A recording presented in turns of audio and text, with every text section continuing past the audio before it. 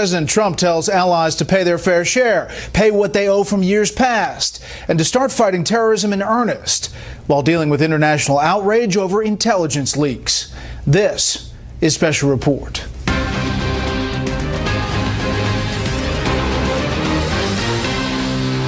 Good evening. Welcome to Washington. I'm Bret Baier. The man known for the art of the deal tried to seal the deal with NATO allies today, creating some awkward moments at the opening of the new NATO headquarters. President Trump wants them to pay what they promised, to provide for their defense and to stop over-relying on the American taxpayer. Meanwhile, the president got an earful from Britain's prime minister about information leaks she considers extremely serious, and then he took action. Correspondent Kevin Cork starts us off tonight from NATO headquarters in Brussels. Good evening, Kevin. Hey there, Brett. Good evening to you. The president is asking the Justice Department to look into that leak by U.S. intelligence officials, apparently to the New York Times. And that actually drew something that I think people would find fairly unprecedented. The Brits are now, at least temporarily, refusing to share information with U.S. intelligence officials as it relates specifically to that devastating terror attack that took place in Manchester. And this is just the latest fallout that actually threatened to overshadow the president's first visit to the NATO summit. They may have been all smiles during the family photo at the NATO summit in Brussels this afternoon, but the seemingly sunny disposition of the leaders appeared to mask clouds of discord within the ranks, especially after U.S. intelligence agencies were accused of leaking information about the terror attack in Manchester to the U.S. media. I will be making clear to President Trump today that intelligence that is shared between law enforcement agencies must remain secure. British Prime Minister Theresa May's frustration was the result of disclosures by the New York Times that not only named the alleged terrorist in the Manchester attack, it included details previously known only to British and U.S. intelligence officials, calling into question the safety of information sharing between the longtime allies. For his part, President Trump promised action, saying in a statement, "The alleged leaks coming out of government agencies are deeply troubling. These leaks have been going on for a long time, and my administration will get to the bottom of this." The intelligence dispute comes on a day when another brewing controversy threatened to dampen the opening of NATO's new state-of-the-art headquarters here, with President Trump using his first NATO summit to insist that America's European partners pay up. Yes. These grave security concerns are the same reason that I have been very, very direct with Secretary Stoltenberg and members of the alliance in saying that NATO members must finally contribute their fair share and meet their financial obligations. NATO members are supposed to contribute 2% of GDP to fund the group's cooperative defense. But of the 28 countries in the alliance, only 5, the U.S., UK, Poland, Estonia, and Greece, currently meet that criteria. This is not fair to the people and taxpayers of the United States. And many of these nations owe massive amounts of money from past years and not paying in those past years. France is close to NATO's 2% GDP goal, and today its newly elected president, Emmanuel Macron, had a working lunch with President Trump on the sidelines here at the summit, after which the men agreed to work together to strengthen the crucial alliance. Thank you very much. So after a little more than 30 hours on the ground here in Brussels, the president made his way back to Italy, this time to Sicily, for the G7 summit. And we believe that on the agenda, among the many items, will be economic cooperation, security coordination, and indeed climate change. Brett? Kevin Cork traveling with the president in Brussels. Thank you. Meanwhile, the search for a new FBI director. Kevin, I'm going to bring you back here. I've got a question for you. The search for a new FBI director is continuing. We had reporting last night that Senator Lieberman had dropped out of the running. What's new with that? Well, you're right about that. Senator Lieberman obviously very concerned about a possible conflict of interest, so he is out. Now we have learned that there are some other big names as the president continues to expand the net, if you will. I want to share a couple with you. Former senior director Richard McFeely is one big name that we're hearing. Another, that of former Oklahoma Governor Frank Keating. A lot of people certainly familiar with his name. We'll see if either one can make it all the way home with that job. Brett? Okay, Kevin, thank you. We are getting new insight this evening about what may have motivated the Manchester suicide bomber as authorities continue to make arrests in what they call a complicated network supporting this attack. 22 people died and more than 100 were injured when the man blew himself up outside a packed concert venue. Senior correspondent Rick Leventhal is in Manchester tonight. Good evening, Rick. Good evening, Brett. Some tense moments earlier this evening in the town of Wigan, about 40 minutes north of Manchester. Police serving a warrant on the home of a suspect believed connected to Monday night's terror attack had to call in the bomb disposal team and evacuate the neighborhood after suspicious items were found inside that house. The cordon has now been lifted. The neighbors were allowed back into their homes, but the search for suspects and evidence continues, and so does the healing of the survivors. This is Millie. Hello. A royal visit by 91-year-old Queen Elizabeth, spending time with some of the young victims of Monday night's terror attack. I enjoyed the concert. Dozens remain hospitalized, more than 20 in critical care, with blast injuries described by doctors as complex and challenging. Manchester police carrying out more raids, arresting at least 8 people so far, suggesting suicide bomber Salman Abedi did not act alone. I want to reassure people that the arrests that we have made are significant, and initial searches of premises have revealed items that we believe are very important to the investigation. These searches will take several days to complete. Abedi's older brother was arrested in Manchester Tuesday. Wednesday, his father and younger brother Hashim were taken into custody in Tripoli, Libya. Authorities there say Hashim confessed to knowledge of the plot and said both he and Salman belonged to ISIS. Investigators believe Salman spent 3 weeks in Libya before flying through Dusseldorf, Germany last Thursday on his way to the UK. Friday, he was spotted at a Manchester shopping center buying the bag believed to have been used to carry the bomb to the arena, where he blew himself up as fans were leaving the Ariana Grande concert, killing 22, including off-duty Cheshire police officer Elaine McIver, and injuring more than 100. A UK security source tells Sky News the bomb contained hydrogen peroxide and may not have been as sophisticated as first reported, suggesting it could have been assembled on a kitchen table. In an interview with the Wall Street Journal, the bomber's sister says Salman was angry about U.S. airstrikes on Syria, saying he saw children dying and wanted revenge. Many of the victims here were children. My dad ran over to me and picked me up, and then we tied jumpers and stuff around the two main wounds in my leg, and then he just picked me up, and then we just ran outside, and then a lot of the paramedics outside and just strangers were just helping us really. Some of the victims will require reconstructive surgeries. Meanwhile, the memorial and signs of support continue to grow here in St. Anne's Square. Earlier this afternoon, a group of paramedics came by to pay their respects, and the crowd applauded them. Right? Rick Leventhal live in Manchester. Rick, thank you. Back here in the U.S., another major setback today for President Trump's immigration travel ban. And tonight, news that the Justice Department is ready to fight all the way to the highest court in the land. Correspondent Doug McKelway is here with breaking details. Good evening, Doug. Evening, Brad. In a 10-3 decision, the Fourth Circuit Court of Appeals today refused to reinstate President Trump's revised travel ban. The Trump administration now vowing to appeal to the Supreme Court in a fight over the limits of executive power. The appeals court apparently was swayed by comments that then candidate Trump made during the campaign calling for a Muslim ban. In the scathing opinion, the majority said the 90-day revised suspension of travel from 6 Mideast countries, quote, speaks with vague words of national security, but in context drips with religious intolerance, animus, and discrimination. In a dissent, Judge Dennis Shedd wrote, quote, the real losers in this case are the millions of individual Americans whose security is threatened on a daily basis by those who seek to do us harm. And late today, Attorney General Jeff Sessions echoed that dissent, writing, quote, the executive order is a constitutional exercise of the president's duty to protect our communities from terrorism. The president is not required to admit people from countries that sponsor or shelter terrorism until he determines that they can be vetted properly and do not pose a security risk to the United States.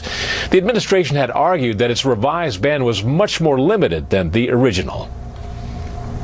It is important to note that nothing in this executive order affects existing lawful permanent residents or persons with current authorization to enter our homeland. Unregulated, unvetted travel is not a universal privilege, especially when national security is at stake.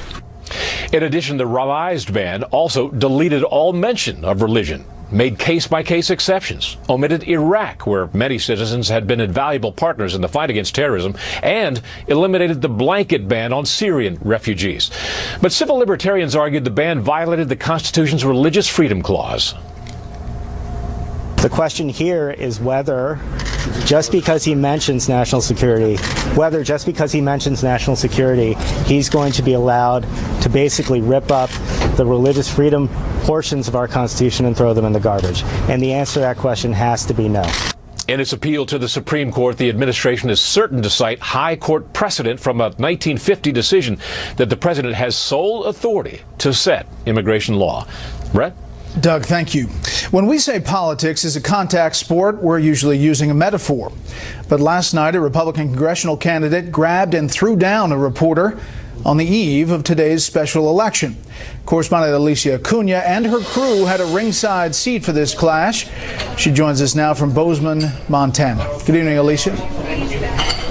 Hi, Brett. Yes, and campaign volunteers for Greg Gianforte continue to set up for the watch party here in Bozeman. Brett, we're still trying to confirm whether or not the candidate plans to be here tonight as he originally said he was going to.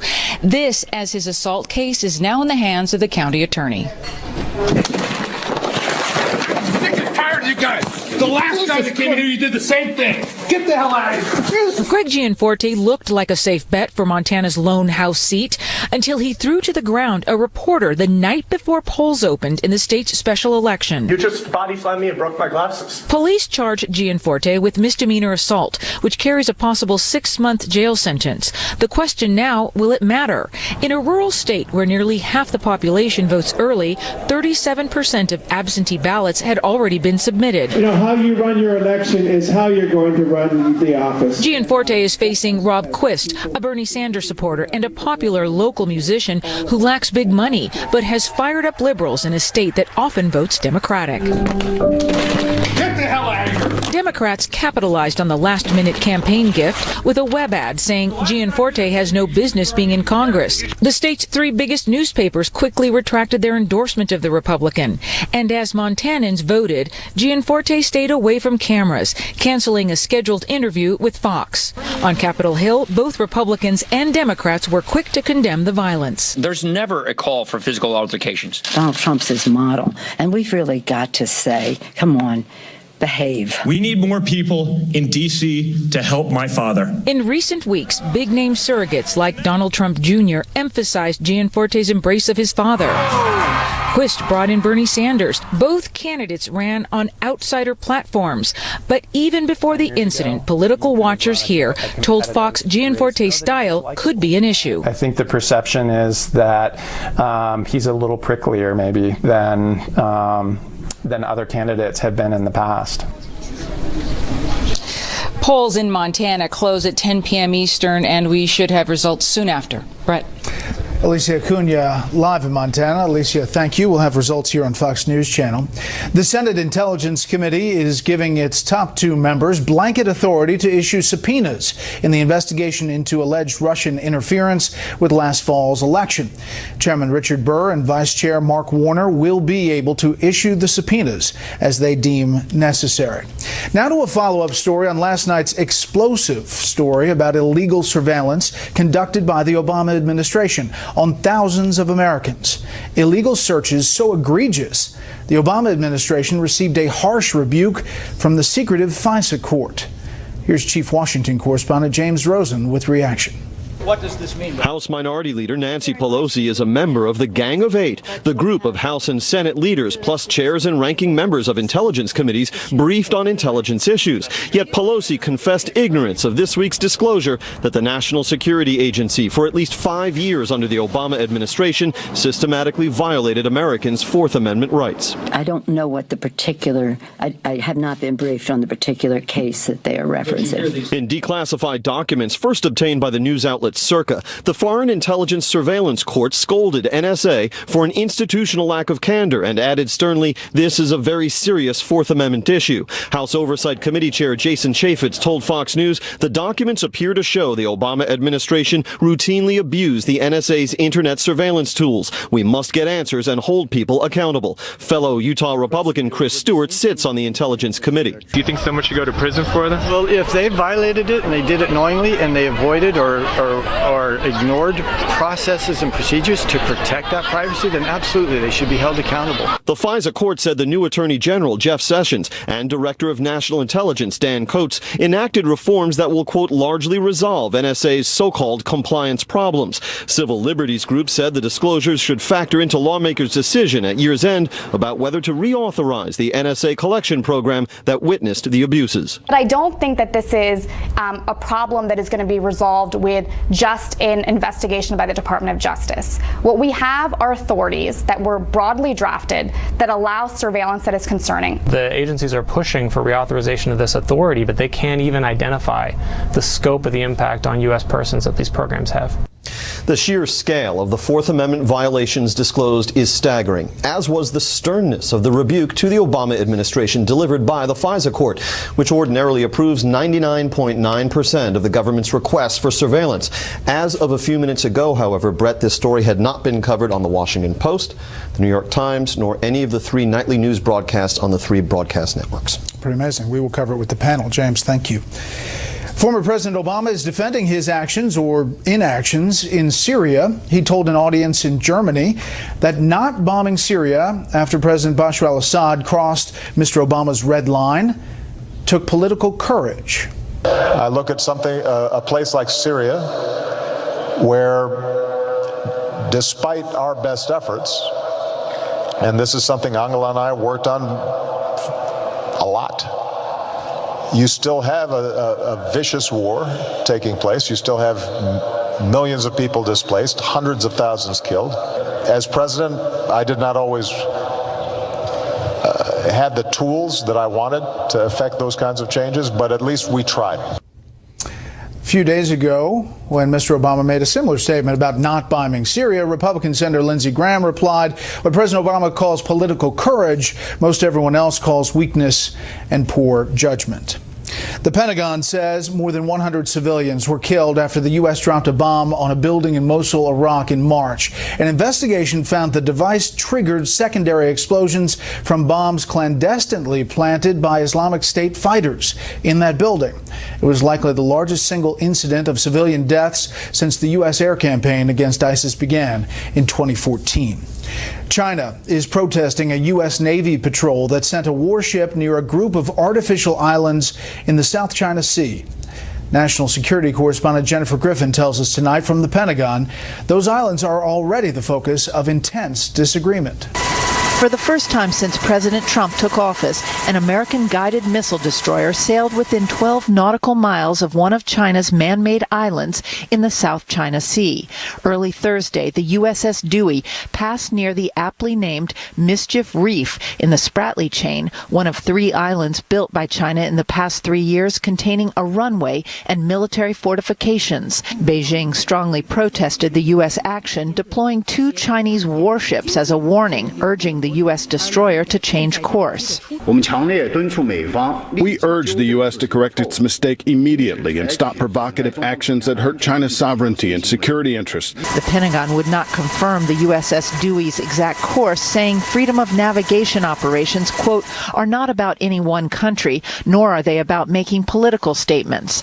The Chinese have built a total of 7 man-made islands in the South China Sea since 2014. $5 trillion of trade pass through these waters each year. Vietnam, Malaysia, the Philippines, Brunei, and Taiwan have all challenged Chinese claims in the region. The U.S. Navy sent warships near the islands 3 times in 2016. Last year, an international tribunal rejected many of China's claims to the islands. The U.S. Navy has not sailed near these contested islands since October. A recent New York Times story questioned whether the Trump administration had given up on these operations while trying to work with China on the North Korea problem. Secretary of State Rex Tillerson says China has been helpful, threatening North Korea with sanctions if it didn't change its behavior. They confirmed to us that they had requested the regime conduct no further nuclear test. In Washington, the chief of naval operations was questioned about today's operation. I'm still curious about the timing. Why now? I would suppose that there's an implicit dimension to your question that these are somehow confrontational or something like that, and I would say that they're exactly the opposite. A U.S. official tells me the U.S. warship performed 3 man-overboard drills within 6 nautical miles of shore, showing the Chinese they were not just passing through. Brett. Jennifer Griffin live at the Pentagon. Jennifer, thank you. Up next on this first foreign trip, first chance to share a little of the spotlight. Tonight, reporter Kitty Logan on the First Lady going public. While the president met with EU leaders in Belgium today, the First Lady had some business of her own. Melania Trump took time out to visit children in a Brussels hospital. She seemed at ease joining kids in making paper flowers, even producing one herself. She came bearing gifts for the kids and was presented with a handmade bouquet in return. Before she left, she posed for a selfie with a new fan. It was Melania's 3rd solo visit to a children's hospital on this foreign tour. In Italy, she also spent time at a clinic at the Vatican, this time doing drawings with sick kids from 15 different countries. Hospitals and children's issues are a very safe place for Melania Trump to be. She can do good, and she can get little criticism for trying to help out those causes. Melania was at her husband's side for his meeting with Pope Francis. The black lace veil she wore sparked a debate on social media. The First Lady had worn no head covering in Saudi Arabia. Her spokeswoman said that Melania, herself a Catholic, was simply following Vatican protocol to meet the Pope. The Saudi government had not made a request for her to cover her hair. Though it was this moment which drew the most public comment. As Melania arrived in Israel, she was caught on camera, apparently slapping away the president's hand. She also appeared to again refuse to take his hand when arriving in Rome. We've seen them hold hands more than we've seen them not hold hands or brush away. I think we're making a little bit too much of a simple gesture. On a visit to the Sistine Chapel, Melania was hand in hand with her husband as the pair admired the famous chapel painted by Michelangelo. And she'll be returning to Italy to end the tour as the president meets G7 leaders in Sicily. Until this trip, Melania Trump has kept a fairly low profile during the early days of her husband's presidency. She seems now ready to embrace the role of First Lady in her own style. Brett? Kitty, thank you. The Dow was up here in the U.S. 70.5 today. The S&P 500 climbed nearly 11. The Nasdaq rose 42. Democrats up on Capitol Hill are heaping criticism on the House health care reform bill after yesterday's financial scoring by the nonpartisan Congressional Budget Office. But many Republicans are sticking with the plan. Chief Congressional Correspondent Mike Emanuel has the latest tonight from Capitol Hill. What CBO just told us is the reforms that we put in this bill will help lower premiums. And so I'm very encouraged by that. The Congressional Budget Office analysis says 23 million more people would lose insurance in the next decade with the House Republican health care plan, and the fallout is still being felt. But the CBO says the legislation would cut $119 billion from the deficit by the end of 2026. Top Democrats took the CBO analysis to mean the Republican plan would be a disaster. Yesterday, the CBO confirmed what we all knew, but they made clear that many Americans with pre-existing conditions would face soaring costs and frightening limits on the care they need. Today, the White House budget director questioned the ability of the Congressional Budget Office to predict the future. If you look at the methodology, they assume that folks who are on Medicaid, which is free, will choose to get off Medicaid when the mandate goes away. Now you tell me if that sounds like the real world. Senate Republicans were already lukewarm to the House bill. We're writing our own bill in the Senate. I think everybody understands that, and it's a heavy lift. We're starting with a blank sheet of paper, and that's not with any disrespect towards what's happened. It's just the way, the House and Senate are supposed to work. And Majority Leader Mitch McConnell said yesterday he wasn't sure how they'd get 50 votes at the moment. He's calling on Democrats to help and emphasizing the status quo, Obamacare, is not sustainable. Democrats have already effectively conceded effectively conceded that Obamacare has failed. Now the question is, will they work with us to actually fix this mess? With premiums going up and insurers pulling out of markets, some Democrats admit something must be done. We just want to sit down and fix the private market. We want to make sure a pre-existing condition is taken care of, and the people don't have to worry, are they going to get it? We don't want seniors 60 to 64 years of age paying 5 times what a younger person just because of their age. Senate Republican staffers are expected to sit down over Memorial Day recess to craft language for a bill. I'm told they don't have a final agreement yet, but will put some ideas together for senators to work on when they get back. Brett? Mike Emanuel live on the Hill. Mike, thank you.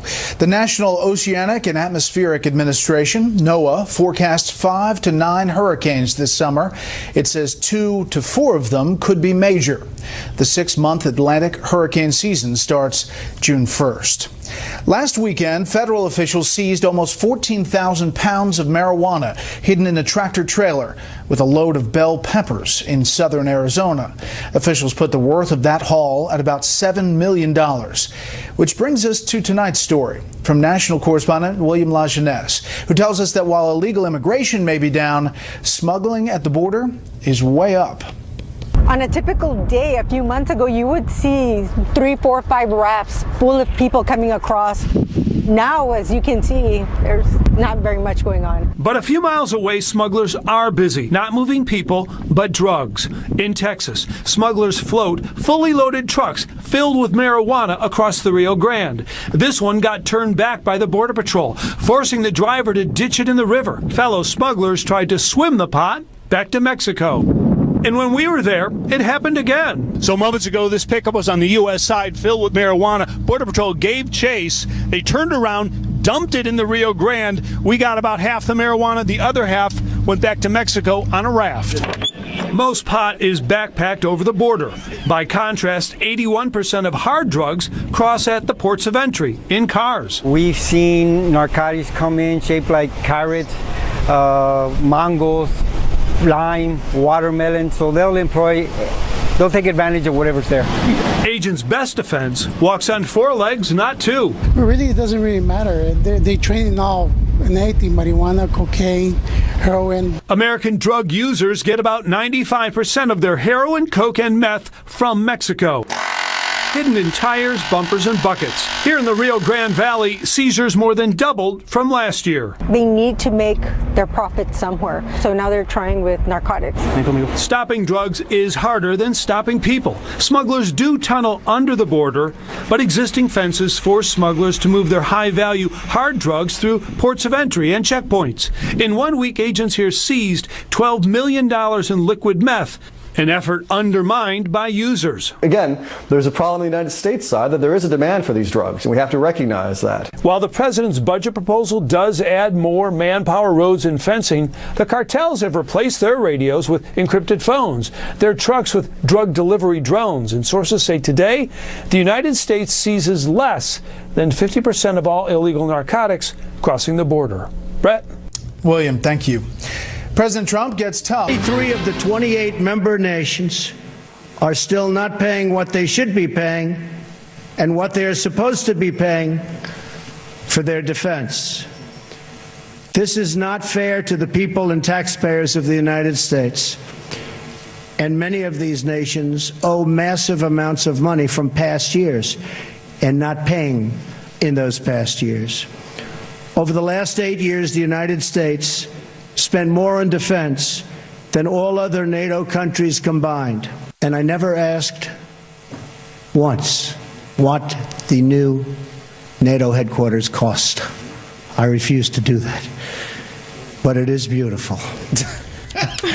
Well, it cost roughly $1.3 billion, they say, maybe up to 1.6. As you take a look at the map of NATO countries, the red countries are 0 to 1% of their GDP paid, yellow countries 1 to 2%, and the green countries 2% or above. 2% or above is what they pledged to pay, and this has been an ongoing battle with NATO. In fact, here's former Defense Secretary Bob Gates.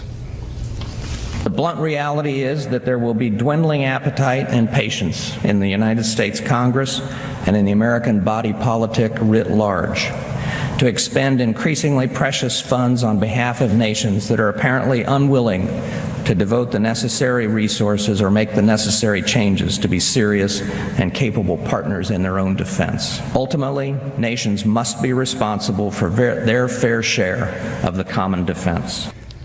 Sounds familiar. Let's bring in our panel. Jonah Goldberg, senior editor at National Review. Mara Liasson, national political correspondent of National Public Radio. Fox News senior judicial analyst, Judge Andrew Napolitano. And Mercedes Schlapp, columnist with the Washington Times. Mara, what about today's message? We look at the faces of those European leaders. They seemed to be snickering or appalled, or one of the two. Well, they didn't like it. I think that's fair to say. He scolded them. It was a public scolding. And what's interesting about it is, obviously, he's not the first person who's done this. You just heard Gates say the same thing. Obama complained about free riders. He's totally within his rights. On the other hand, he was a little bit misleading when he said they owe the American taxpayers. By that definition, they also own the Polish taxpayers, the Greek taxpayers, and the British taxpayers, and the Estonian taxpayers, because those are the other countries that are paying their share. Yeah, and I think he was saying that the American taxpayer has been paying up for all these years, and there are countries who haven't paid for many years. That's right, but it's not a protection right. They don't pay us to protect them. They spend a certain amount on defense so that they can all contribute to the common defense. On that one, he's within his rights. I think that what the Europeans would have liked to hear, in addition to that, because they knew about that, was a more ringing defense of Article 5, which is an attack on one is an attack on all. He didn't mention it, but he didn't give them what they were hoping for. Didn't talk a lot about Russia. This is the one part getting tough. Take a listen. We must be tough, we must be strong, and we must be vigilant. The NATO of the future must include a great focus on terrorism and immigration, as well as threats from Russia and on NATO's eastern and southern borders. So that's what these NATO countries wanted to hear. They didn't really want to get slapped around. Of course not. I think that it's in President Trump's right to be frustrated with these NATO members. I mean, when you think about that, you look at Germany, Canada, France, they're paying less than 2%. And guess what? Also, there's no IRS for NATO, right? There's no one basically tracking this defense spending or basically saying you're obliged to pay, you need to pay now. So his frustration is correct. And I think that there is a sense that, yes, they wanted to hear more because on the sense of Russia and the possibility of attacks. That's also very important, obviously, to those eastern countries that are bordering Russia. But, I think the president has his right to do this. I think President Obama said it in a different tone, basically saying that he was chipping, that, these countries should chip away at paying for this defense of NATO. But, at this point, I think it was in his right to go ahead and be forceful with the NATO members. For an American domestic political audience, this is a very, very popular argument for him to make, and it's very well grounded. But I don't think it's going to work until he starts pulling troops out, because that's the last thing that these NATO people want. He's not going to pry the money loose from them that he wants to by his rhetoric. He can only do so by his words. He has, the needle has moved, though, Jonah. Some of these countries have stepped up there, and that is something that previous presidents haven't been able to do, despite talking about it a lot. Yeah, I think Donald Trump was this is one of these areas where his bluntness is actually long overdue and welcome, because we've been trying to deliver this message very, politely through, over clever cheese in fancy hotel meeting rooms, and it's never really worked. And now he's up there, and he's like a bull in a china shop, and he says, "You guys gotta pony up." And I think it's worth doing, because look, I'm a big supporter of NATO, but we've basically been subsidizing Western Europe's welfare states for about 30 years, and that's been one of the causes of Europe's problems. And they need to sort of man up, to use a phrase. I do worry, in one sense, though, that Donald Trump is not popular in Europe, and just as we've seen in America, Obamacare become more popular under Trump, and we've seen immigration and free trade become more popular under Trump. You could see there being a backlash against doing what Trump wants to do in Europe. Fortunately, European countries aren't all that democratic, and their elites understand that they need us, and maybe this will actually work. In the meantime, he did get an earful from the British Prime Minister, Theresa May. We have a special relationship with the USA. It is our deepest defense and security partnership that we have. Of course, that partnership is built on trust, and part of that trust is knowing that intelligence can be shared confidently. And I will be making clear to President Trump today that intelligence that is shared between law enforcement agencies must remain secure. Soon after that statement, the administration put out something from President Trump. The alleged leaks coming out of the government agencies are deeply troubling. These, by the way, are leaks that went to the New York Times and other agencies. These leaks have been going on for a long time, and my administration will get to the bottom of this. The leaks of sensitive information pose a grave threat to our national security. I'm asking the Department of Justice and other relevant agencies to launch a complete review of this matter, and if appropriate, the culprit should be prosecuted to the fullest extent of the law. In one sense, Mara, this is lining up with what he's concerned about at home, which are leaks. That's right. And these leaks were a little bit different from the other leaks. They don't seem to be leaks that were meant to undermine Donald Trump or embarrass him or show what kinds of outrageous things he might have said in a private meeting to a world leader. These were leaks with an ongoing current law enforcement investigation in Manchester to try to find the bomber's accomplices. And the name of the bomber was released before British intelligence wanted it to be, and the police in Manchester decided to stop sharing intelligence with the United States. That's quite a breach for, as Theresa May said, the closest intelligence relationship in the world, really. I don't think this is intelligence. I think it's evidence. And I think the New York Times and the NYPD and whoever's, and we know they're there, and the FBI and whoever's there on the ground is absolutely entitled to discuss it.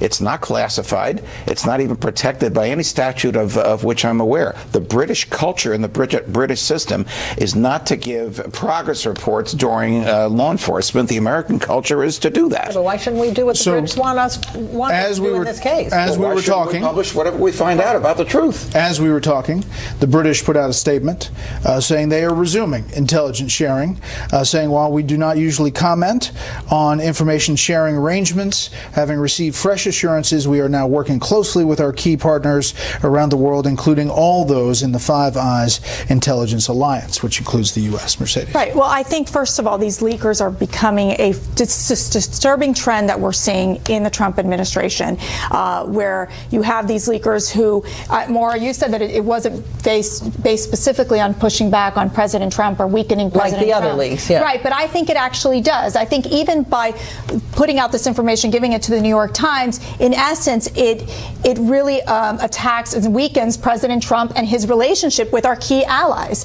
So I do think that that's a fundamental problem that we have. Obviously, it is key to continue sharing intelligence information with our allies. It is one of the ways that we can stop terrorism. It is one of the ways that we can ensure that we have national security, our secrets kept in line, as opposed to what we're seeing when you do see these leaks come out from the intelligence agencies. I want to talk about this other topic, which is the NSA and the FISA court and these documents. We've been doing this story over the past 2 days. Really hasn't been picked up anyplace else. It was first covered by Circa News, in which the FISA court is harshly rebuking the Obama administration for essentially illegal searches on thousands of Americans.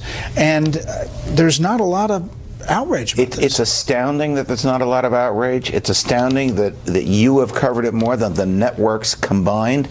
And I don't understand that. But I do understand that the FISA court has had an end run around it by NSA, that NSA has been doing massive amount of spying, surveilling, capturing every keystroke on every iPhone and every desktop and every phone call and all fiber optic cable in the United States that they can without telling the FISA court about it. And the vast majority of it involving tens of millions of Americans, maybe even hundreds of millions of Americans, is a profound violation of the Fourth Amendment. Now, for the FISA court to rebuke NSA is almost a joke. There's no sting to the rebuke. There's no consequence to the government. And as horrific as this has been under Barack Obama, it started in 2005 under George W. Bush, and I'm sorry to tell you, it continues even up to the present moment under President Donald Trump. John.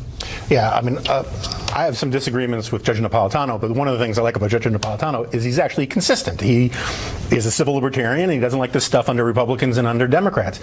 I keep saying these days, you know, if hypocrisy were helium, everyone would have funny voices, and some people would just float away. If this had happened under George W. Bush, the New York Times would be out there, the editors would be pouring jerry cans of gasoline over themselves, setting themselves on fire in protest. The ACLU would be rioting. At the same time, some of my friends on the right who aren't as civil libertarian will be saying, look, this is an unfortunate overreach, but you know, this is an important program. It's necessary to keep us safe. And instead, there's a lot more outrage on the right than there normally would be. I think the program is defensible. I think basically giving the middle finger to the FISA court is outrageous, and the way they basically slow walked this for years is outrageous. And if you want to reauthorize the 702 program, you better hold some people accountable, because otherwise you play right into Judge Napolitano's hands and Rand Paul's hands and say this is a program run amok. But Mara, this tracks with the same, you know, the investigation about unmasking and the politics surrounding this FBI investigation. It's different in its scope, but it tracks at the same time. We have a big endemic systemic problem with privacy and leaks and information that shouldn't be shared. And Congress is going to have to do something about it. It's one thing, Donald Trump can track down these leakers and try to prosecute them. He can try. But Congress is going to have to do something about it, because this has been going on for a very long time. And even after Congress wanted it stopped, remember? We thought this program was finished. But this brings up the issue of Susan Rice, that, you know, there's more questions that need to be answered than we know, and we're not going to find out. Obviously, she was part of the unmasking of many of these Trump campaign officials. It is problematic. They don't have an oversight structure in place, and there is concern, I think, for Americans out there, their issue of getting tapped or getting their information. To the CBO score, because you know you were waiting to make your decision about healthcare until you saw the bill and it just came out. And what you thought we'll talk to you about that later. Yeah, but there's not going to be time. I'm just curious if you had to act speak right with now. Shane, please. But you don't. Sick and tired of you guys. The last guy that came in here, you did the same thing. Get the hell out of here. Get the hell out of here.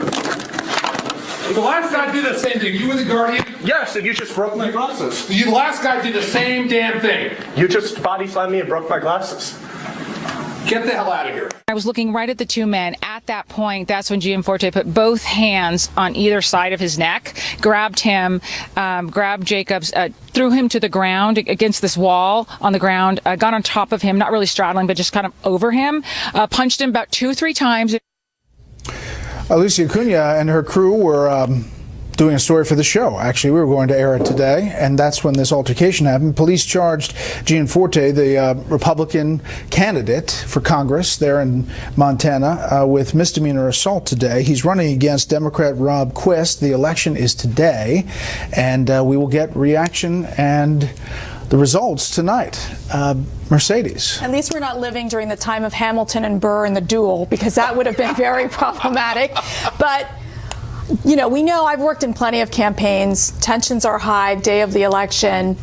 All you need to say is, I'm sorry, what I did was wrong. And I just find it just so disappointing that Gianforte has not come out and apologized. Jonah. Yeah, no, I agree. I mean, first of all, if it was okay for politicians to beat up pushy, nerdy, left-wing journalists, the ERs would be running 24/7. And I share exactly with Mercedes. He just should come out and say, you know, I made a mistake, I lost my temper. What I find really appalling is how many Republicans on the right just can't say, I condemn this behavior, this is not appropriate. People coming out with like excuses about how he had it coming and all of this kind of stuff. It's nonsense. Just condemn it, move on. It doesn't have to be the end of the world. Here is Paul Ryan and Nancy Pelosi today on this issue. Should the gentleman apologize? Yeah, I think he should apologize. I know he has his own version, and I'm sure he's going to have more to say, but there's no call for this, no matter what, under any circumstance. Donald Trump's his model, and we've really got to say, come on, behave. Behave. That was outrageous. Mara. Look, he lost the endorsements of several Montana newspapers. They yanked him. He's been charged with misdemeanor assault, and the senator, Daines, is asking him to apologize. Paul Ryan is asking him to apologize. Why isn't he apologizing? This is incredible to me, unless he feels like he's going to win anyway, which he very well might. Half the vote was already in. Well, let's look at that. Mail-in ballots. The early voting, 698 1,000 registered to vote, 352,000 absentee ballots mailed out, 226,000 already returned. Yeah. I mean, frankly, Mara, he could win. Absolutely. First of all, he was favored to win anyway. It's a Republican state, but and most of the vote is in. But to me, this is incredible. Now, we have heard about CBO scores causing angst on Capitol Hill, but never violence. What was your tweet yesterday? Something about Montana. You know, you can't talk about the OMB. The fun fact is that in the Dakotas, you can say